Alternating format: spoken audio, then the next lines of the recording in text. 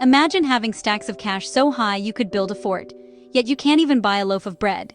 That was life for millions in Zimbabwe, where money lost all meaning. Prices changed every hour. By the time you reached the checkout, milk cost double. Zimbabwe, a country of beauty and resilience, became infamous for its wild money. The government printed more and more, adding zeros until there were $100 trillion notes. But $100 trillion couldn't buy breakfast. This isn't just about economics.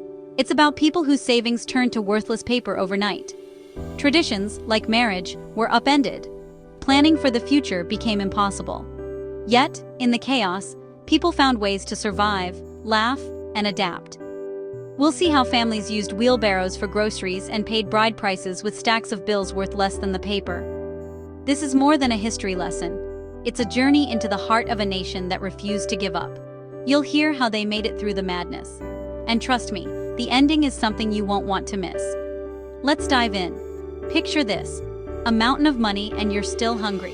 This is Zimbabwe's story, where money became wallpaper. Let's see how it happened. Ready? Let's go. What is hyperinflation? Imagine a pizza cut into so many pieces. Each slice is just a crumb. That's what happened to Zimbabwe's money. The more they printed, the less it was worth. Prices doubled every day. Your morning bus fare wouldn't get you home at night.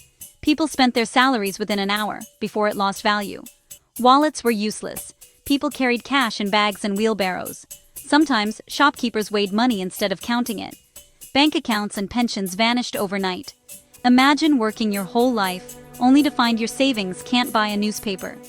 The emotional toll was huge: uncertainty, fear, and loss. But people adapted, becoming resourceful in ways you wouldn't believe. Hyperinflation turned daily life into a race against time. People found clever ways to fight back. Keep watching to see how they survived. The numbers were insane, but the human stories are even more incredible. Let's see what happened next. Zimbabwe's crisis was about more than money. It was about survival. Stay tuned for the next chapter. This is hyperinflation, Zimbabwe style. Ready for the next twist? Let's keep going.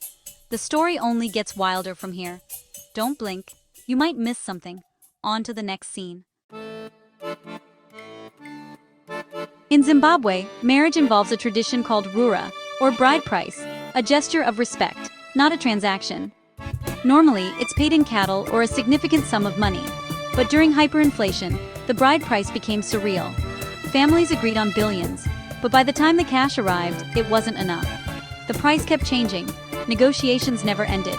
Young couples were stuck, their futures held hostage by runaway inflation. Some families switched to demanding US dollars, groceries, or livestock instead. Barter replaced cash. 10 bags of maize, a goat, or cooking oil became more valuable than trillions of dollars. This shift showed how little faith remained in the currency. Real value was in food and things you could use, not paper money. Traditions adapted, just like the people. The crisis forced everyone to rethink what mattered. Stay with me to see how else Zimbabweans survived. The story of love and money was just the beginning. Let's see what happened to those caught in the middle. On to the next scene. Meet Tinashe and Danai, a couple whose wedding plans were derailed by hyperinflation. Their families agreed on a bride price of $200 billion. By the time they delivered the cash, it was worth only a few groceries. The wedding was called off. No one's fault, just a victim of vanishing value. This heartbreak was common, straining relationships and dreams across Zimbabwe. The crisis wasn't just economic, it was deeply personal. It crept into love, family, and hope for the future. But people didn't give up. They found new ways to adapt. Tinashe and Danai's story was repeated across the country. The crisis tested families, but also sparked creativity. People started to barter, trade, and find new solutions. The bonds of love and family were challenged, but not broken. Zimbabweans refused to let hyperinflation define their lives. The next chapter is about survival. Let's see how they made it through. The story gets even more inspiring. Ready for the next scene? Let's keep going. There's more to learn from their resilience. Onward. Surviving in Zimbabwe meant becoming a mathematician, a strategist, and a sprinter, just to buy groceries.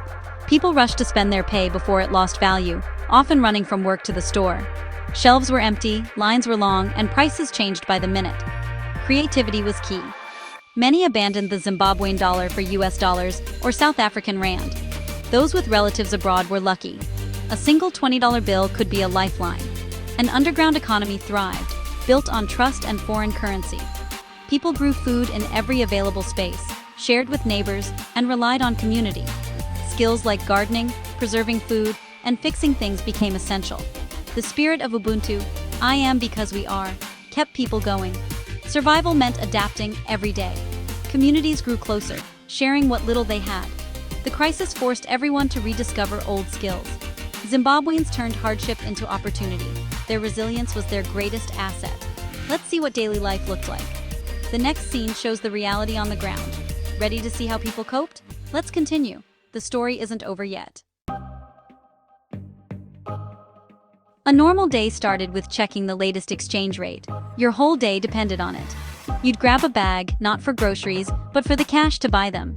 Wheelbarrows of money became the norm, just to pay bills. The government printed bigger notes, millions, billions, trillions, until they ran out of space for zeros. Banks were chaos. Long lines, strict withdrawal limits, and empty ATMs. People stopped using banks, hiding cash at home even as it lost value. Money lost meaning. Real wealth was food, fuel, or a few chickens. Barter returned. Fix a car for potatoes, tutor a child for sugar. People traded goods and services directly, returning to basics. The wheelbarrow became a symbol of survival. Value was measured in what you could eat or use, not in paper. Communities adapted, finding new ways to get by. The crisis changed how people thought about wealth. Zimbabweans learned to value what really mattered.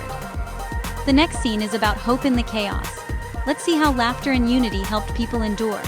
Ready for some inspiration? Let's keep going. The story of resilience continues. Don't miss what comes next. On to the next chapter. Stay with me. Here's where hope shines through. In the madness, hope didn't disappear. It adapted. Humor became a survival tool. People joked about being trillionaires who couldn't buy bread. Worthless bills became notepads, bookmarks, even wallpaper, a daily reminder not to be defeated. Children played with stacks of notes, showing it was just paper. Communities became lifelines. Neighbors shared, churches organized food drives, and families pooled resources. The spirit of Ubuntu, togetherness, became the real currency. Small victories like finding sugar or getting a call from abroad kept people going. Faith, family, and humor helped Zimbabweans endure. Even in darkness, people found light. The crisis revealed the strength of community. Zimbabweans refused to let despair win. The end of the story is near. Let's see how it all changed. Hope was the greatest currency of all. Ready for the conclusion? Let's finish the journey. The final chapter awaits. Here's how it ended. In 2009, Zimbabwe gave up on its dollar. The government allowed people to use stable foreign currencies. The chaos ended almost overnight. Prices stabilized, shelves filled, and people could plan again. It wasn't perfect. Many still struggled to access US dollars, and the economy was shattered. The scars of hyperinflation ran deep. Savings and trust were lost. But it was a start. Life slowly returned to normal. The end of the Zimbabwean dollar taught powerful lessons. Money is only as strong as our belief in it.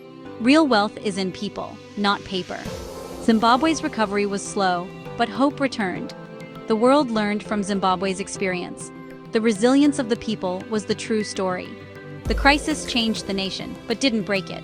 Zimbabweans proved their strength. The journey wasn't easy, but it wasn't the end. Let's see what you can do to help.